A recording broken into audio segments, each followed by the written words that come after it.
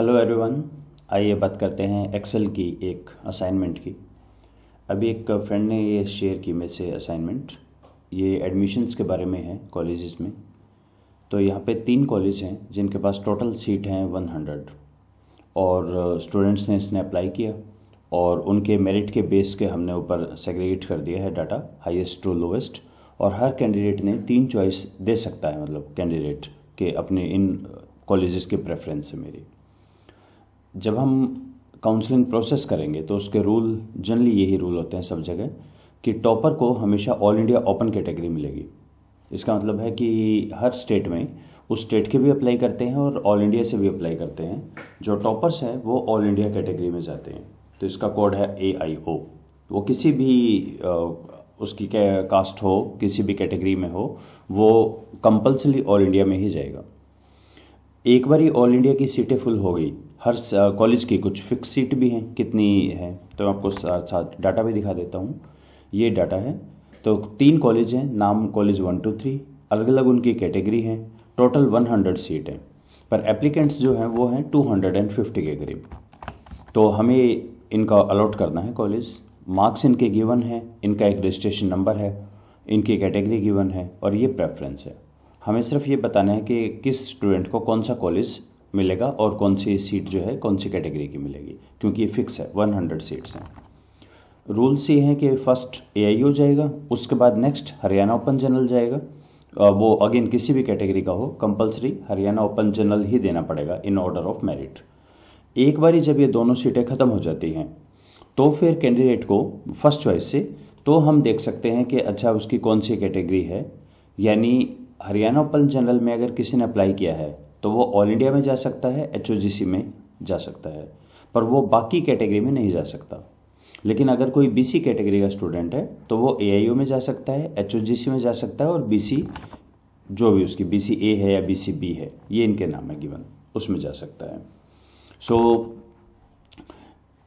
Next rule है कि अगर स्टूडेंट को सीट नहीं मिलती तो वेटिंग लिस्ट में जाएगा, सेकंड काउंसलिंग पे हो जाएगा। और लास्ट में हमें प्रोवाइड करना है हर कॉलेज को कि आपके यहाँ कौन कौन से स्टूडेंट एनरोलमेंट नंबर के साथ आए हैं। तब अब इस केस में हमारे पास वो तो मतलब मैक्रो बना सकते हैं इसमें, लेकिन क्योंकि इसमें कई सारे डिसीजन रहेंगे, पर्टिकुलरली ये कि जैसे अगर कॉलेज 3 में किसी ने अप्लाई किया है और 3 की इसकी सीट भर गई है, HOGC इसकी, ठीक है, और कोई भी सीट अवेलेबल नहीं है, तो फिर हम उसको सेकंड चॉइस पे जाएंगे, फिर हम थर्ड चॉइस पे जाएंगे। यानी फर्स्ट चॉइस पे कॉलेज रहेगा, कॉलेज के अंदर हम कैटेगरी चेंज कर सकते हैं एडमिशन देने के लिए। अगर उस कॉलेज की वो सभी कैटेगरी जिसमें कैंडिडेट एलिजिबल है वो सब भर गई है तो हम जाएंगे चॉइस 2 पे, फिर जाएंगे चॉइस 3 पे। तो काफ़ी डिसीजंस रहेंगे यहाँ पे, तो इसलिए हम मैक्रो की जगह यूज करते हैं सिंपल कुछ फंक्शंस। तो इसको मैं यूज करूंगा इस असाइनमेंट में, ये सारे फंक्शंस। नेम मैनेजर को यूज करेंगे, एक इनडायरेक्ट फंक्शन है, नेस्टेड इफ का काफ़ी यूज करेंगे, काउंट इफ को यूज करेंगे, वीलुकअप या इंडेक्स मैच यूज कर सकते हैं, कंडीशनल फॉर्मेटिंग को, और लास्ट में हम प्रोटेक्ट कर देंगे। तो थोड़ी सी लंबी असाइनमेंट होने वाली है, आइए इस पे बात करें। इसका सबसे पहले हमारे पास आता है जब भी कोई प्रॉब्लम आए आपको उसको तोड़ के स्टेप्स में सोचना होता है कि करेंगे कैसे। तो सबसे पहले देखते हैं मैनुअली हम इसको कैसे करें। तो मैनुअली लेट्स से मैंने कहा कि जिसकी जो भी फर्स्ट चॉइस है उसको उसकी फर्स्ट चॉइस दे देते हैं कॉलेज की, ठीक है, ये तो हो गया डन। हर एक को पहले फर्स्ट प्रेफरेंस उसकी फर्स्ट चॉइस की दी जाएगी। और सीट हम यहाँ से ये कर दें कि AIO है तो पहले तो आई थिंक 12 जो स्टूडेंट हैं उनको तो AIO दे देते हैं। उसके बाद नेक्स्ट यहाँ पे HOGC दे देते हैं, 29 सीटें हैं तो उनको HOGC दे दें, राइट।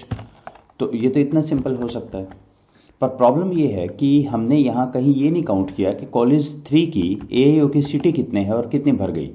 तो जैसे कॉलेज 3 की 4 सीटें हैं तो ये 1 2 ये 3 हो गया और ये 4 हो गया। तो यहाँ पे जो कॉलेज 3 का HOGC है तो खैर, तो अगर मैं नेक्स्ट दोबारा AIO आ जाए या ये भर जाए तो हमें पता लग जाए कि ये एरर है यहाँ पे, इतना हम कर लेते हैं। मतलब ये तो सिंपल कॉपी पेस्ट हो गया, लेकिन कहीं तो सीट भर भी जाएंगी ना। लाइक कॉलेज 2 में हमने अभी देखो कितनी 4 सीटें थी, कॉलेज 2 में 1 2 3 4 हो गई हैं, करेक्ट। कॉलेज 1 की 4 हो गई हैं, 12 बाई चांस सारी आ गई। लेकिन अगर कॉलेज 1 की प्रेफरेंस ज़्यादा होती यहाँ पे फिर हम कैसे करते, कहीं तो ये आते हैं ना कि भाई AIU की सीटें भर गई है, तो ये मार्क आ जाए कि भाई ये सीट कंप्लीट हो गई है और ये एरर आ जाए। तो यानी हमें कुल मिला के 2-3 चीज़ करनी है। एक तो हमारा यहाँ पे काउंटर चलता रहे जो ये चेक करता रहे कि इस कॉलेज की इस कैटेगरी की कितनी सीटें यहाँ भर हो गई है, 1 2 3 4। तो यहाँ सिंपल काउंट इफ नहीं लगा सकते, क्योंकि काउंट इफ तो एक में चेक करेगा, तो हम या तो काउंट इफ से लगाएं, इस तरह से हम काम करें तो हम दोनों पे, कॉलेज को भी काउंट करना है और उसकी सीट को भी काउंट करना है। तो यानी ये देखिए ये कितने हो गए हमारे पास, 21 के करीब। इतनी चीज़ें अलग अलग काउंट करनी है 1 2। यानी जैसे अगर कहीं मैं कहूँ कॉलेज 1 की BCB, तो यहाँ काउंटर 1 से शुरू होना चाहिए। अगर मैं BCB लिखूँ, अगर BCA लिखूँ तो काउंटर 1 से शुरू होना चाहिए। फिर कॉलेज 3 का यहाँ पे 1 से ऐसे शुरू होना चाहिए। सेकंड यहाँ पे मेरे पास आ जाए मैक्सिमम सीट कितनी है, साथ साथ इस टेबल से VLOOKUP से उठा सकते हैं या इंडेक्स मैथ से उठा सकते हैं।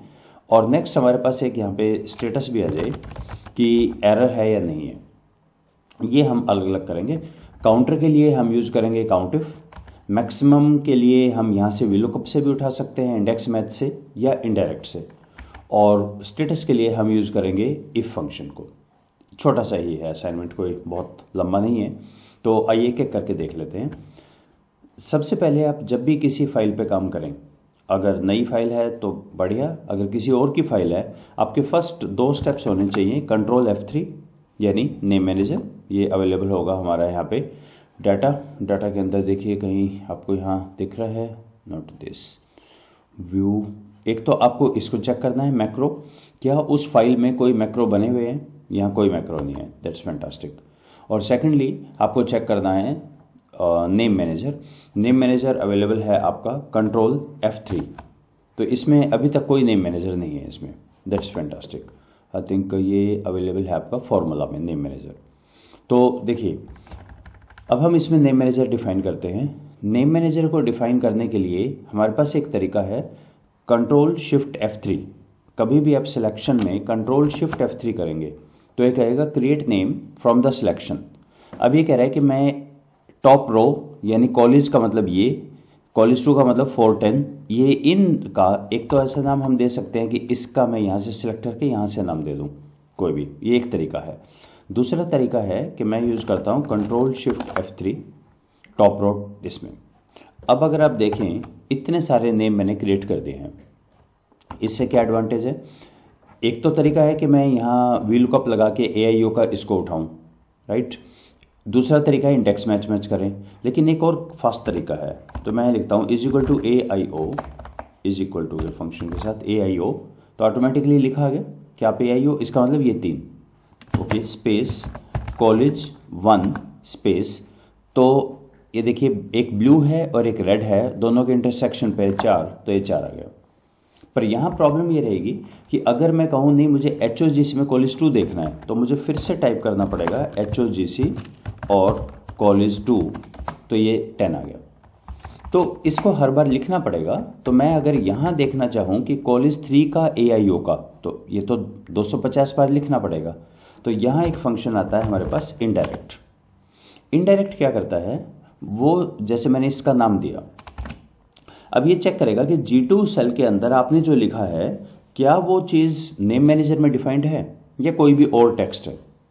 अगर वो नेम मैनेजर के अंदर है तो वो इनडायरेक्टली नेम मैनेजर में ही चला जाएगा। नहीं समझ आया, दोबारा देखो। तो मैंने यहाँ लिखा इनडायरेक्ट दिस, इससे क्या हुआ, ये 4 आ गया। कैसे, इनडायरेक्ट फंक्शन क्या करता है, जो भी कंटेंट G2 में लिखे हैं उसको चेक करता है क्या वो नेम मैनेजर है।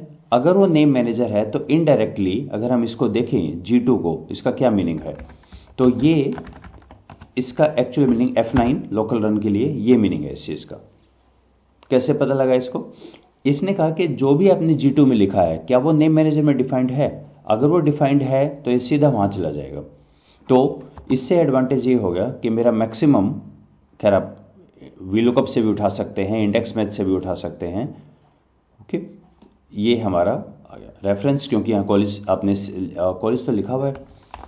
फिर क्या इशू आया, लेट्स चेक, कॉलेज 1 2 3 यहाँ तक तो ठीक है हमारे, यहाँ से रेफरेंस आ गया है, ओके, क्योंकि ये सिटी नहीं लिखी है, ठीक है। इसको हम let's say to begin with, अच्छा इसमें कई ना बड़ी छोटी छोटी बातें हैं। अगर मैं नीचे की ब्लैंक सारी सिलेक्ट करना चाहूँ तो प्रॉब्लम है, कंट्रोल शिफ्ट डाउनवर्ड एरो से आप सीधा 10 लाख के करीब चले जाते हैं। तो हम क्या करते हैं, जहाँ भी आपका डाटा खत्म हो वहाँ कोई भी एक सिंबल लगा लीजिए, एनी सिंबल, ठीक है। इससे एक एडवांटेज ये रहेगा कि आप इस चीज़ में बड़ा फास्ट सेलेक्ट कर पाएंगे। जैसे आपको नीचे आना है यहाँ पे, तो सिंपली सिलेक्ट दिस और नीचे आ सकते हैं। सो मैं एक बार इस सारे को फिल कर देता हूँ, ठीक है। जिस से कर दिया, बाद में हटा लेंगे हम इसको। तो मैक्सिमम तो मेरा आ गया है। इसको इंडेक्स मैथ से भी उठा सकते थे, वीलकअप से भी उठा सकते थे, मैंने इससे ले लिया।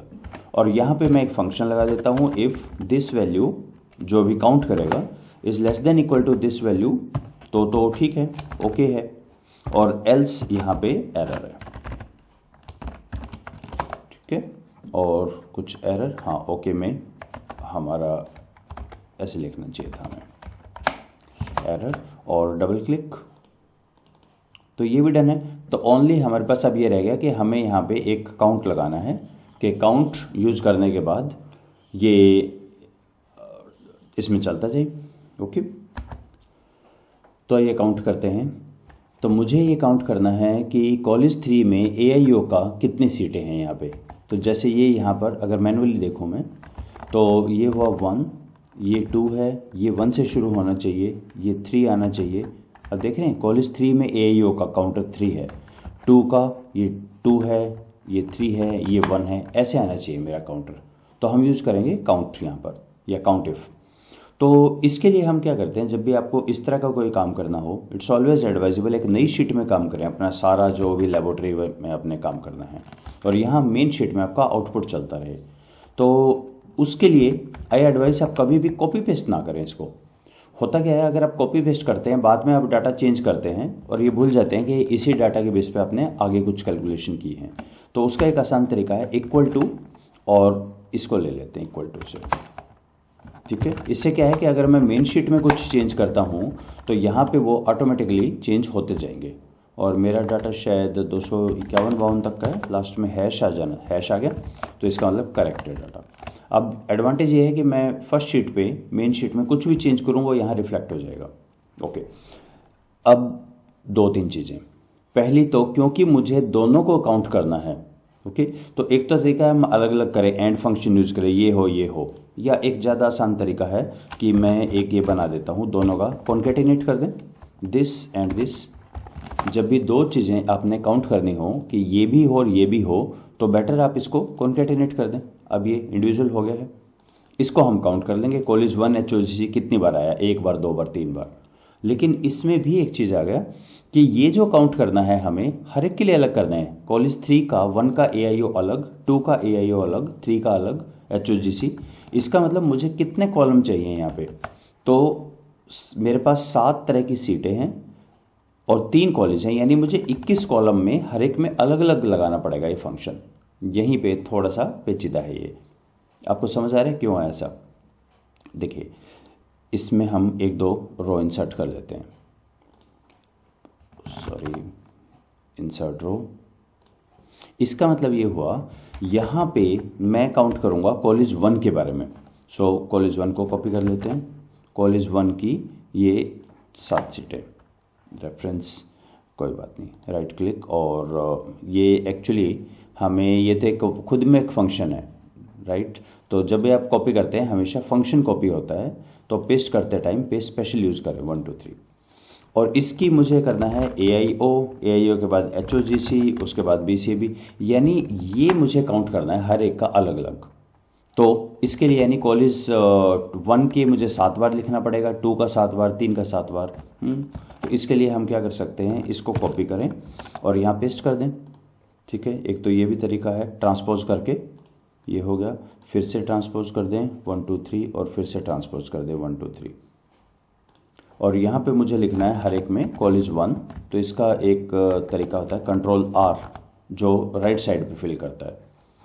इसी तरह से लिखते हैं कॉलेज 2 और PH तक, कंट्रोल R, राइट साइड पे फिल है ये। कॉलेज 3, स्पेलिंग मिस्टेक नहीं होनी चाहिए क्योंकि एक्सेल यहाँ अटक जाता है। और इसी तरह से इनका भी कॉन्केटिनेट कर देते हैं, दिस एंड दिस, और राइट साइड पे कॉन्केटिनेट। अब हमें सिर्फ इतना सा करना है, अगर ये नंबर इसके इक्वल हो, यानी कॉलेज 1 जहां जितनी बार भी आए उसका काउंटर यहां चलता रहेगा हमारा।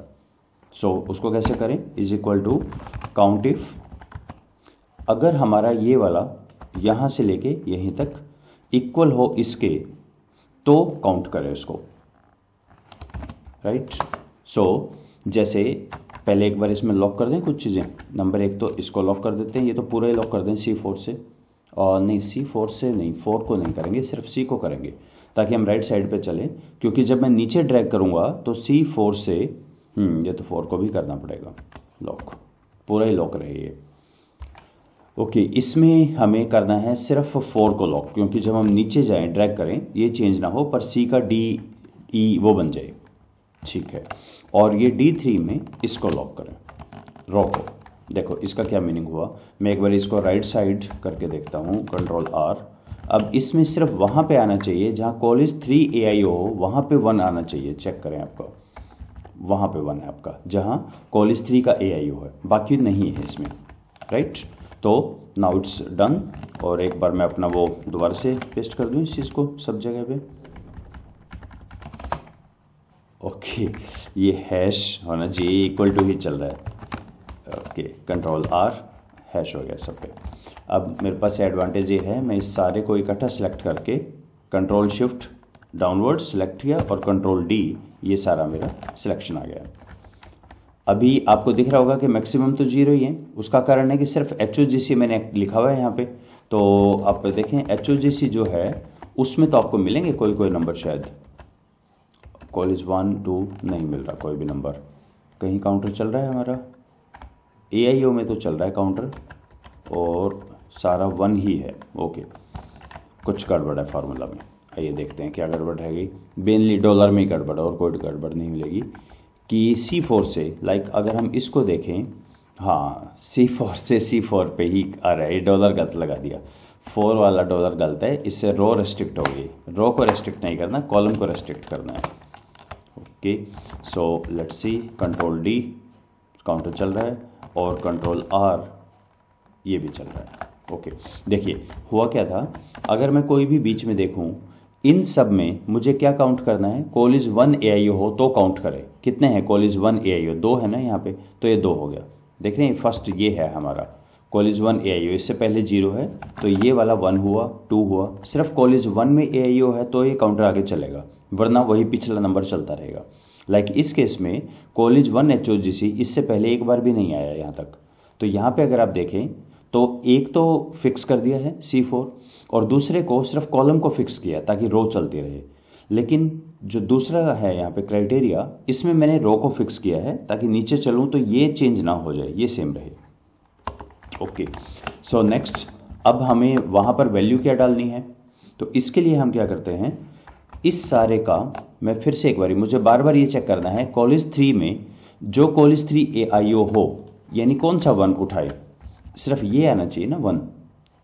देखो ये वाला जो था, इसको, इसमें तो बहुत सारे नंबर्स लिखे हैं, पर्टिकुलरली आप जब नीचे आएंगे तो यहां तो एक कंफ्यूजन हो जाएगा, 4 लेना है, 86 लेना है, 453, कौन सा नंबर आना चाहिए, तो कौन सा आना चाहिए। देखो ये क्या है, कॉलेज 2 का HOGC जो है वो कॉलेज 2 के HOGC, कहाँ है कॉलेज 2 HOGC, यानी इसके इंटरसेक्शन पे जो हो वो लेना चाहिए ना हमें।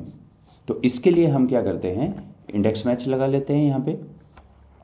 आई नो हो सकता है थोड़ा सा ज़्यादा तेज हो रहा है, ये सिंपल हम ये चेक करना चाह रहे हैं यहाँ पे कि इस पर्टिकुलर में कॉलेज 2 HOGC में कौन सा नंबर उठाना है। तो देखो कॉलेज 2 HOGC ये वाला हो, ये तो होगी रो हमारी, और इसमें कौन सा कॉलम हो, कॉलेज 2 HOGC ये वाला कॉलम हो, L कॉलम का डाटा, यानी 15 उठाना है मुझे इसमें से, जो यहां पर मैच कर रहा है। बाकी काउंटर है हमारे काम के नहीं है, ये नंबर मेरे काम का है। तो इसको कैसे उठाएं, सिंपल सा है, मैं इंडेक्स मैच यूज करूंगा। इंडेक्स में सारा डाटाबेस, मैच में ये वाली रो और ये वाला column, that's it, index match. तो उसके लिए एक, जब भी आपको ये यूज करने हो ना, एक फिक्स डाटाबेस, लाइक ये तो हर बार हर उसमें आएगा ना, फिक्स है ये तो इसका नाम रख देते हैं, लेट्स से XX। अब इससे क्या एडवांटेज होगा मुझे, मैं यहां सीधा लिख पाऊंगा अपना इंडेक्स XX। अब मुझे वो नहीं चिंता करना कि डॉलर कहां लगेगा, कितना चीज है, कौन सी रो, प्रेजेंट रो। तो अभी जो प्रेजेंट रो है मेरी, let me right row comma, column कौन सा, इसमें मैं मैच यूज कर लेता हूं। मैच, किसको मैच करें, मुझे मैच करना है इसको, कि कहां पे मैच करना है, इस फर्स्ट के अंदर। देखिए वी लुकअप में और मैच में जो डिफरेंस होता है, वी लुकअप में बहुत सारा रो और कॉलम आते हैं डेटाबेस में जिसमें से आप उठाते हैं, लेकिन मैच में एक रो या एक कॉलम आता है हमेशा। तो यहां पे मैंने एक रो दी है सिर्फ C1 से X1, कॉलम बहुत सारे हैं पर रो एक है, या आपका हो सकता है रो बहुत सारी हो कॉलम एक हो, और एग्जैक्ट मैच करें। Let's check it out. Na वाक्य, क्यों Na, क्योंकि ये जो रो है इसको चेक करें, ये कौन सा है रो, ये तो फोर्थ रो को सर्च कर रहा है, तो मैं क्या फोर्थ रो में हूं, हाँ बिल्कुल ठीक है, ओके। फिर इसको चेक करते हैं, मैच में क्या गड़बड़ हुआ, F9, ये बोल रहा है Na नहीं मिल रहा है इसे, ठीक है। क्यों नहीं मिल रहा, क्योंकि जो ये कॉलेज 3 है ये तो थर्ड रो में है, मैंने फर्स्ट रो दे दिया, माय मिस्टेक। सो इसको चेंज करते हैं, not this, actually the third row में सर्च करें, ओके। मिल गया 3, ये भी गड़बड़ है, 3 क्यों, हमारे पास तो 1 आना चाहिए था, ओके।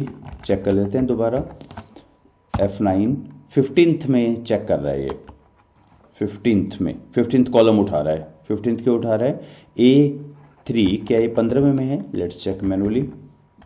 एक्सेल में अच्छी बात यह है एक ही बार चेक करना होता है, 15 एक फंक्शन सही है तो सारा सही है, ये तो ठीक है।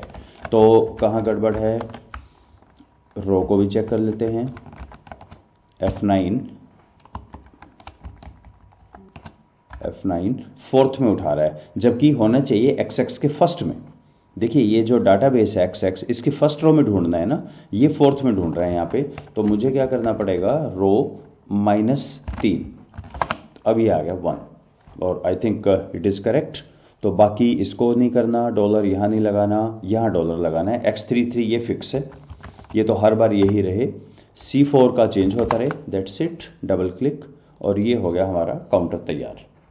तो दोबारा देख लें एक बारी, I know it's little fast. मुझे प्रॉब्लम ये है कि हर कॉलेज की हर सीट कितनी बार आई वो काउंट करना है। तो मैंने नंबर 1 तो यहां पे भी ये बना दिया, इसका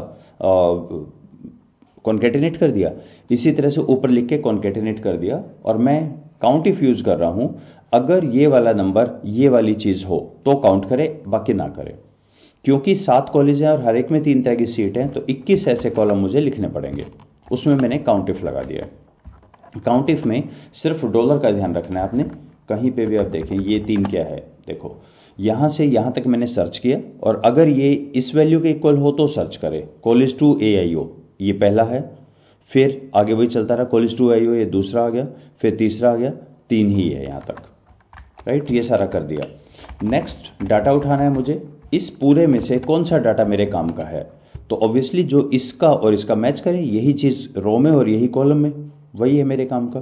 क्योंकि नीचे अगर आप देखेंगे यहां कई काउंटर चल रहे हैं, कंफ्यूजन रहेगा किसको उठाना है, तो कॉलेज 2 HOGC और जिसका कॉलम भी कॉलेज 2 HOGC वो उठाना है। वो कैसे करें, नंबर 1 तो इस सारे का इंडेक्स मैच से मैं उठा रहा हूं या VLOOKUP से, इसका एक नाम दे लें, यहां पे नेम मैनेजर को बहुत ज्यादा यूज किया करें, गलतियां बहुत कम होती हैं। सेकंड, मैंने इंडेक्स मैच यूज किया, या इंडेक्स रो तो मुझे फिक्स ही है, हर एक की वही रो उठानी है जो जिसमें डाटा लिखा हुआ है, सिर्फ कॉलम को मुझे मैच कर दिया इस सारे के अंदर, बस डॉलर का और इनका ध्यान रखिएगा। और अब ये हमारा हो गया है असाइनमेंट तैयार, तो मैं करता हूं इक्वल टू ये वाला डाटा, ओके, और इसको हम ड्रैग कर दें एंड डबल क्लिक। सो ये हमारा हो गया है तैयार, चेक कर लें। फर्स्ट था कॉलेज 3 में AIO का दिया, ओके है, ये 4 सीटें थी पहले आपने अलॉट कर दी, कॉलेज 3 में AIO ठीक है, ठीक है। अब यहां पे हम एक चीज यूज करते हैं, 2-3 चीज यूज कर लेते हैं। पहला तो जो एरर है वो मुझे हाईलाइट ही हो जाए, दिख जाए कि भाई ये एरर है, तो कोई बात नहीं, ये तो बड़ा सिंपल है। कंडीशनल फॉर्मेटिंग, हाईलाइट और इक्वल टू, अगर यहां पे एरर हो तो ये कलर भी ठीक है, या आप इसका कोई और कलर देखना चाहें, कस्टम फॉर्मेट फिल कर देते हैं, इसको थोड़े से ऐसे कलर के साथ, ताकि हमें लगे कि भाई हाँ ये एरर आ गया, थोड़ा सा रेडिश कलर, ठीक है, ये अलग से दिख जाएगा कि ये एरर है हमारे। ओके है तो ठीक है, और यहाँ पे कहीं एरर आ रहे हैं। सेकेंडली, ये हमें यूं भी बता दे कि जब भी किसी कॉलेज की सीट भर जाए, जैसे 4-4 है, इसका मतलब है कॉलेज 2 की एआईओ की सीट अब कंप्लीट हो गई है। यहाँ पे ये क्लियर है ये बात। कॉलेज 2 की एआईओ की सीटें मैक्सिमम 4 थी। कॉलेज 2 एआईओ ये अपने फर्स्ट स्टूडेंट को दिया 4 में से, ये सेकंड को दिया, ये थर्ड को दिया, और यहाँ 4 है, तो ये पूरा एक कलर हो जाए कि ये सीट भर गई है। ये भी कर लेते हैं। इसके लिए हम यूज करेंगे कंडीशनल फॉर्मेटिंग के अंदर फॉर्मूला। फॉर्मूला कैसे यूज करते हैं, पहले आप अपना एक फॉर्मूला लिख लीजिए। जैसे मैंने यहाँ पे लिखा इज इक्वल टू इफ, ये कहीं पे भी लिख सकते हैं आप, डजेंट मैटर, अगर ये नंबर इक्वल हो इस नंबर के, ठीक है, तो 1 और 0। रिमेंबर 1 का मतलब ट्रू होता है, 0 का मतलब फॉल्स होता है। बस यही है हमारा फंक्शन छोटा सा। तो देखो ये क्या आएगा, ये फॉल्स, क्योंकि बराबर नहीं है। इस चीज को मैं कर लेता हूं कट, और अब हम चलते हैं, पहले इसको सिलेक्ट करें जहां पे भी आपने ये देना है, पहले सिलेक्शन, और फिर न्यू रूल फॉर्मूला। क्या है फॉर्मूला, ये पेस्ट कर दिया मैंने, और यहां पे इसका फॉर्मेट दे दिया है येलो वाला, ठीक है। इसी तरह से ये चीज मुझे दोबारा भी देनी पड़ेगी यहाँ पे, ये हर एक में करना पड़ेगा, ये एक साथ काम नहीं करता कि चारों में एक साथ दे दें, तो एटलीस्ट मैं नहीं कर पाया। सो ओके, ये भी ठीक है, इस पे भी हो, यहाँ पर भी कंडीशनल फॉर्मेटिंग। ये क्यों आ गया, ये तो इक्वल है ही नहीं, यहाँ पे भी कलर क्यों आ गया। ओके, तो सारे में ही कलर आ गया, कुछ गड़बड़ हो गई है। Clear rule from selected cell, दोबारा देखते हैं, न्यू रूल फॉर्मूला, और आई जे इक्वल हो तो काम करे, ठीक है, और येलो कलर करे। ओके, लेट्स चेक, राइट, काम कर रहे हैं। इसी तरह से कॉलेज की और सीट भी हाईलाइट कर दे। सो एक ही चीज़ है, सिर्फ आपको बार बार करना है पेस्ट। इससे आपको हो सकता है शुरू में ये लगे कि फंक्शन तो हमने सिर्फ आई और जे का, I2 और J2 का लिखा है, डजेंट मैटर। जब आप जैसे जैसे नीचे आएंगे ये अपने आप अपडेट होता जाएगा फार्मूला, यानी यहाँ पे ये बन जाएगा हमारा I10 और J10 इक्वल हो तो कर दें। इसी तरह से हम इसको भी एक बार कर देते हैं। आपको आई होप हैश का मतलब समझ आ रहा है। हैश की वजह से मैं बहुत fast control shift downward arrow press कर पा रहा हूं। दिस ओके ओके, चलिए ये भी हो गया कि ये सीट भर गई है हमारी। जहां जहां सीट भरेंगी ये एरर आ जाएगा। ऑलमोस्ट हमारी असाइनमेंट हो गई है, सिर्फ इसमें 1-2 पॉइंट आप और कर सकते हैं। एक बार क्विक करके देखें, एआईओ ये ठीक है, ये ठीक है। नेक्स्ट एआई, यानी एआईओ कॉलेज 2 का भर गया, 3 का भर गया, 1 का भर गया। अब एचओजीसी आ गया। सो एचओजीसी देखिए बिल्कुल अब कंफर्टेबली आप करते जाएंगे। कॉलेज 1 में एचओजीसी पहला है, ये 3 का पहला है, टोटल 9 है। ग्रेट। सो यहां पे एरर आ गया, यहां पे हम डिसीजन लेते हैं। कॉलेज 2 में एचओजीसी की सीट भर चुकी है, ये एआईओ का है। अच्छा, एक तो सबसे पहले तो हम ये करें, अब थोड़े से हम अपने फिल्टर्स यूज कर लेते हैं। कंट्रोल शिफ्ट एल, ये फिल्टर आ जाता है, वरना आप फिल्टर यहां से भी कर सकते हैं। यही कंट्रोल शिफ्ट एल है। तो इसमें ये हो गया हमारा कि सबसे पहले एआईओ को देखें। आप रूल क्या था हमारा, एआईओ को एआईओ की सीट भर सकती है, उसके बाद इनको कोई सीट नहीं मिलेगी। जो एआई ओके ऑल इंडिया से हैं, अदर देन हरियाणा हैं, वो सिर्फ एआईओ की सीट में जा सकते हैं। इनका क्लेम बाकियों में नहीं है, तो इनको तो यहां हटा देते हैं। ओके, अब देखिए जैसे ही मैंने हटाया, ये बहुत सारा रेफरेंस एनए और इस तरह की दिक्कत आ गई ना, तो इसके लिए हम थोड़ा सा अच्छा लगे, आपको समझ आ जाए, इसके लिए एक काम कर लेते हैं। काम ये कर लेते हैं, मैंने जो भी अपना काउंटर लगाया यहां पे मैं दे देता हूं कि अगर ये ब्लैंक हो इन दोनों में से कोई भी, तो यहां पे ये ना आए, मतलब ब्लैंक आ जाए। यहां पर भी अगर ये ब्लैंक हो तो ये भी ब्लैंक आ जाए।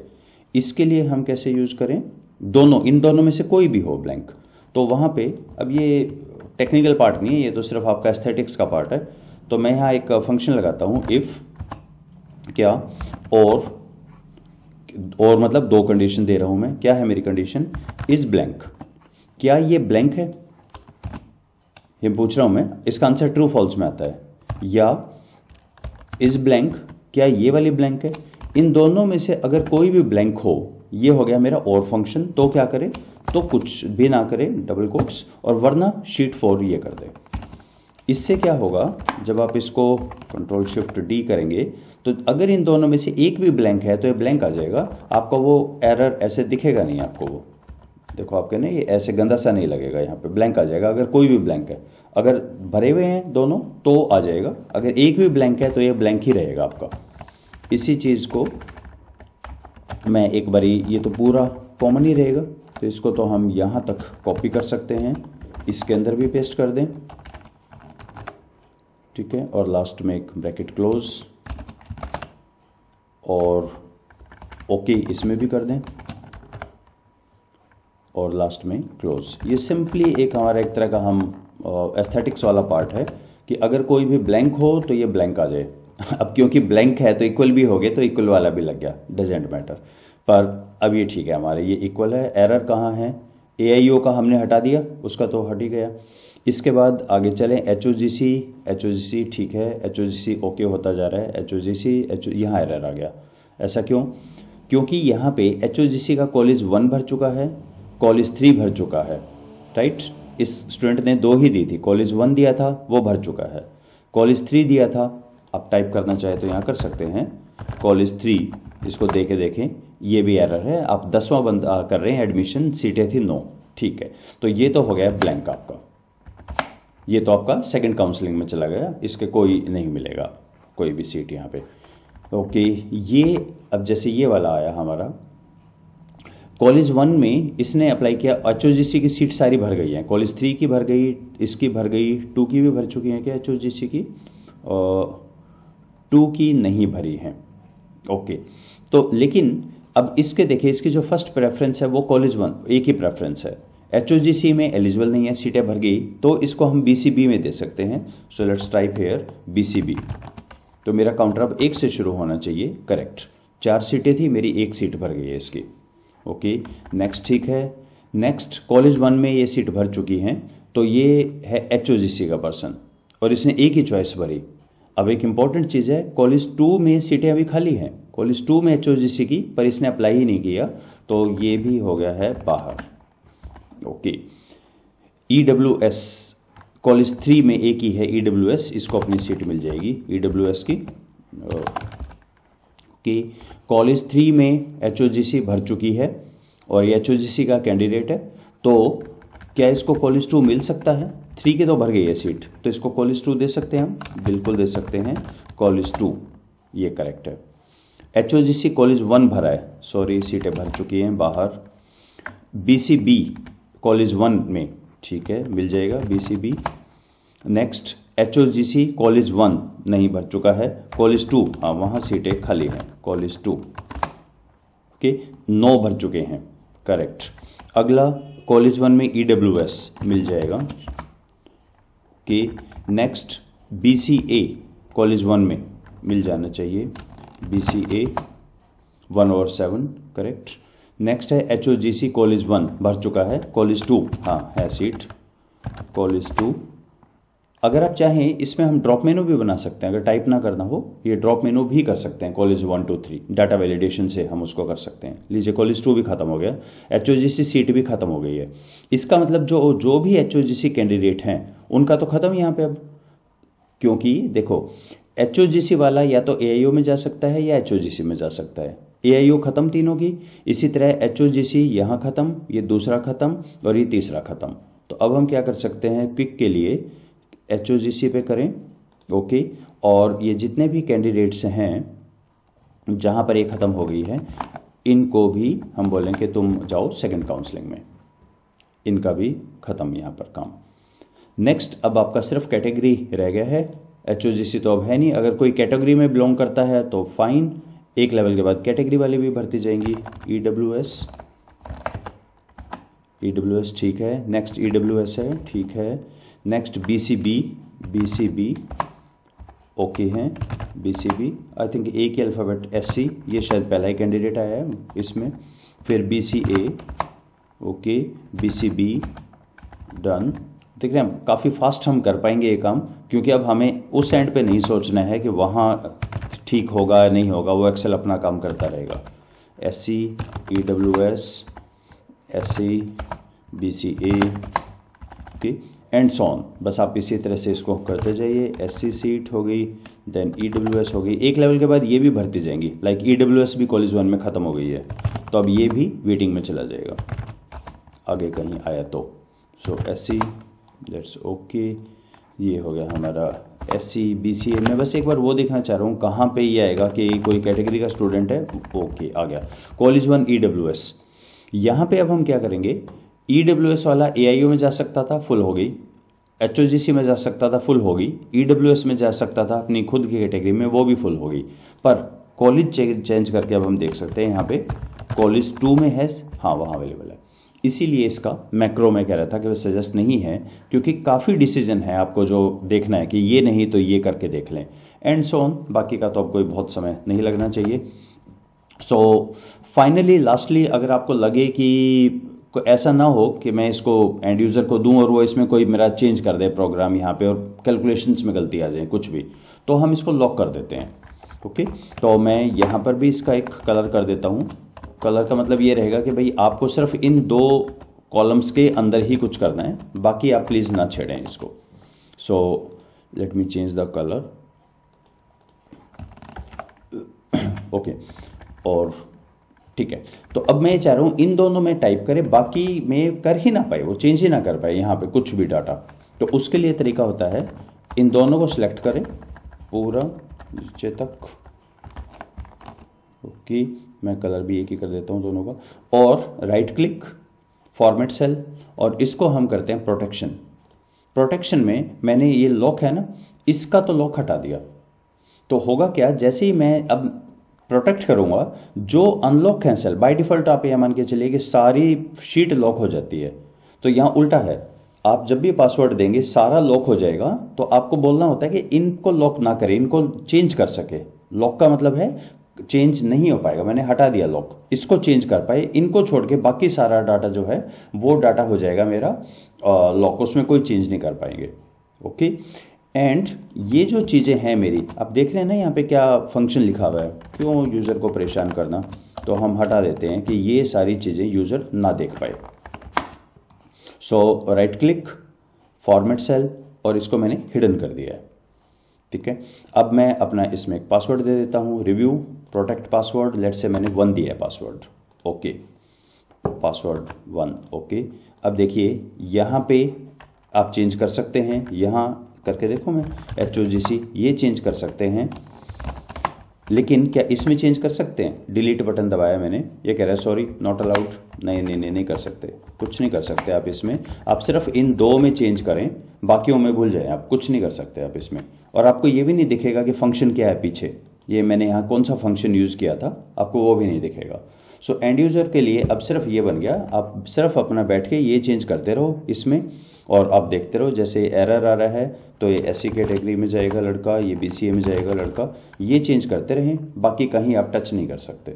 सो this can be given fast to the user. एक बार हम क्विकली देख लें मैंने इसमें क्या क्या यूज़ किया, काफ़ी लंबी हो गई असाइनमेंट। सबसे पहले मैंने नेम मैनेजर यूज़ किया, और नेम मैनेजर के बाद मैंने इनडायरेक्ट फंक्शन यूज़ किया है मैक्सिमम को उठाने के लिए। स्टेटस में मैंने इफ फंक्शन को यूज़ किया है। काउंटर के लिए मैं दूसरी शीट पे गया और मैंने कॉपी पेस्ट नहीं किया डाटा, मैंने इक्वल टू यूज किया है, ताकि वहां अगर कुछ चेंज करे यहाँ साथ साथ चलता रहे डाटा। और इनको काउंट कर दिया, कॉन्केटिनेट किया, हर 21 कॉलम मुझे बनाने पड़ेंगे और हर एक डाटा को हर एक के अंदर काउंट इफ करना है। रेलिवेंट डाटा उठाने के लिए मैंने यूज किया इंडेक्स मैच। अब जैसे NA क्यों बोल रहा है ये, क्योंकि यहाँ पे अभी तक डाटा ही नहीं है। ओके, अगर डाटा डालेंगे तो ऑटोमेटिकली ये आ जाएगा इसमें भी। इसी चीज को मैं वापस यहाँ ले गया काउंटर में, सिंपली मैंने ये दे दिया इक्वल टू ये वाला जो नंबर है सेल Y4, तो ये डाटा आ गया इधर। काउंटर पूरा है, हर एक को अब यहाँ जैसे ही चेंज करेंगे, लेट से अगर आपने यहाँ पे इसको बनाया HOGC, तो ये कहेगा अच्छा HOGC कॉलेज 3 में 9 सीटें हैं, कॉलेज 3 में HOGC की 9 सीटें हैं और आपने पहला दिया है सीट। ठीक, फिर हमने एक यूज किया कंडीशनल फॉर्मेटिंग को।